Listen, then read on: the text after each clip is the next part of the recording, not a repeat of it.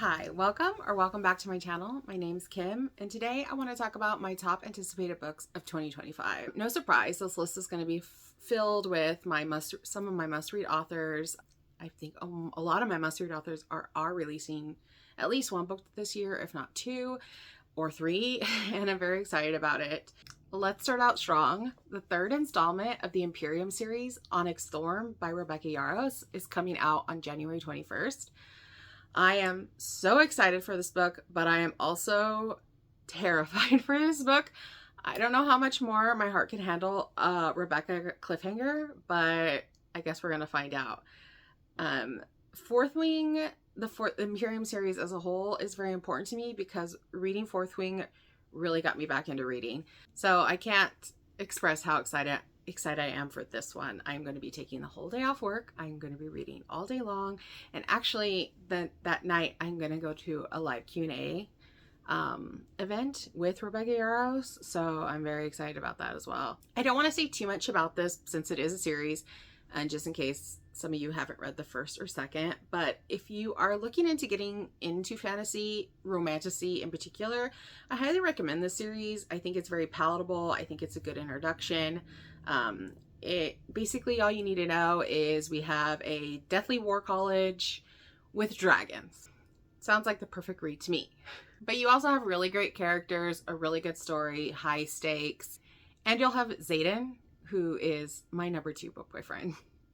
Next on the list, coming out on February 6th, is Whirlwind by Kayla Gross. This one's going to be a novella, and as I've said in my previous video, I'm always going to be excited for a Kayla book. She actually has 3 books coming out, or 3 other books besides this one coming out this year, but this is the only one with a title, so it's the only one I put on my list, but I'll be excited for all of her releases this year. So in Whirlwind, we have an age gap romance between a professor and a master student, and the professor is a storm chaser. So it sounds like we're going to have some action, maybe some like Twister vibes, and I'm sure this one's going to be extra spicy, just like most of Kayla's books. So just keep that in mind if it's not your thing. Next, on February 18th, we have the second and final installment of the Crimson Moth duology, Rebel Witch by Kristen Cicarelli. I really enjoyed the first book of this series, which is called Heartless Hunter here in the US, and it's called Crimson Moth overseas. In this one, our main character is a witch, but she has to hide her powers because the witches have been overthrown, and anyone that shows witch powers will be killed. So she has to pose during the day, poses during the day as like this vapid socialite, but at night she tries to help and save other witches. We have an enemies to lover story where she starts to fall for a witch hunter. But the first book has a pretty crazy ending, so I'm really excited to see where this one goes. I'll be definitely picking this one up as soon as it comes out. Next on the list, we have another romance, Summer in the City by Alex Aser. Now, you might have heard her name before. She is author of the popular romantasy series Lightlark, but this is going to be her first adult romance. Now, I have yet to read Lightlark. It is definitely on my list of books I really want to get through, or series I want to get through this year. But I've heard really good things. From what I've read about this book, we have like an enemies to lover story between a frustrated screenwriter and a tech billionaire bachelor. And it kind of, from the write-up on it, it kind of gave me a little bit of maybe like a fake dating trope, but I'm not positive on that. But I guess we'll see come March. Up next is Say You'll Remember Me by Abby Jimenez. Yes, please give me more Abby Jimenez love stories. I don't know too much going into this one, but I'm sure if it's anything like any of the 3 books in her Part of Your World series, we're going to have very relatable characters, very, very relatable situations, and we're going to probably fall in love with the characters. From what I've gathered reading the synopsis on Goodreads, it seems like we might have like a right person, wrong time situation here. It sounds like our main female character just has a lot going on in her personal life and doesn't feel like she has time maybe for a romance in that moment. And I think that's probably a really relatable situation for a lot of people, which is like, and why one of the reasons why I really love Abby's books, because they're not always just focused mainly on the love story. We're also getting a lot of character development and other stories to go along with the romance. But I'll be reading this one in April for sure. Now, April's going to be a busy month because not only do we get an Abby Jimenez book in April, but we also get one from the queen herself, Emily Henry, and that's going to be called Great Big Beautiful Life, and that's going to come out on April 22nd. I'm telling you, romance readers are lucky this year. So from what I read about this one, we have rival writers. Emily loves to do like a rivals to lovers storyline, which I also love, so I'm here for it. It seems like the rival writers are competing to write an autobiography about this like wealthy heiress who has like a scandalous family. But I can't wait to read this one. I'm hoping it's another 5-star read from her for me. The last book coming out in April is from another one of my favorite authors, Kate Stewart. So she wrote the Ravenhood series, which are some of my favorite books. And now she's working on the spin-off series from that called the Ravenhood Legacy series. So there's one book out already for that series and 2 more come out this year. The first is Severed Heart, The Birth of a Warrior, which comes out on April 29th. The second is Birds of a Feather, which as of right now is said to be coming out December 16th. I'm not positive if that might change. I know it's already been kind of like, dates have been kind of pushed back already for that one. So both of these books that are coming out this year are going to be about Tyler, and I don't really know a whole lot about what they're going to be about besides them being about his story. I'm not sure if they happened before the Ravenhood series, during the Ravenhood series, after the Ravenhood series, throughout the Ravenhood series.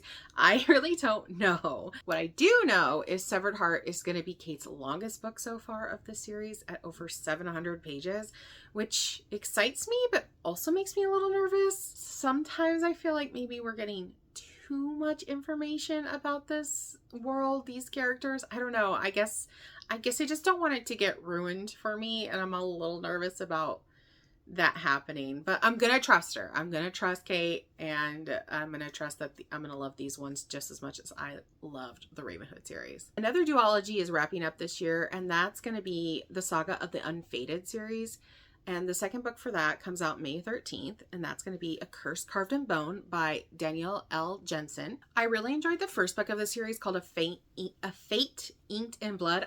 That title is always just a tongue twister for me. I don't know why, but I did really enjoy that one. I read it last summer, I believe. I read it not long after it came out, and I read it very quickly, which is usually a good sign. This was my first fantasy series that dealt with Norse mythology, which I thought was really cool. But I just felt the first book was very well paced. It kept me very intrigued. We have yet another enemies to lovers trope, which is one of my favorites, so no surprise there. Now, I can't say I was too surprised by what happened in this first book. I kind of felt like I called all the like surprises or twists, if you will. But I don't know, I still loved it. And I'm really intrigued to see what happens. It ended with, you know, again, like kind of a cliffhangery ending. So I'm very curious to see how this wraps up. So the next book comes out on May 20th, and that's going to be The Night and the Moth by Rachel Gillig. This is her new romantasy series. She is the author of the Shepherd King series, which you will know as One Dark Window and Two Twisted Crowns. I read both those books last year. I actually buddy read them with a good friend, and people really love that duology. I liked it. I don't think I necessarily loved it as much as a lot of other people I see talk about it. I did like the second book better than the first, and I also liked like the secondary characters more than the main characters, which I do think was the biggest issue I had with those books. But I did enjoy the writing and everything enough to try out her up and coming books. So The Night and the Moth sounds like it's going to be like a gothic inspired enemies to lovers. Are you surprised? So in this book we have our main character Sybil, who is a diviner, and she's going to have to set out on a journey with this mysterious knight because her fellow diviners start going missing. So she's going to go out on this journey to figure out what's going on. I'm very intrigued by this storyline, and I'm hoping to really enjoy this book.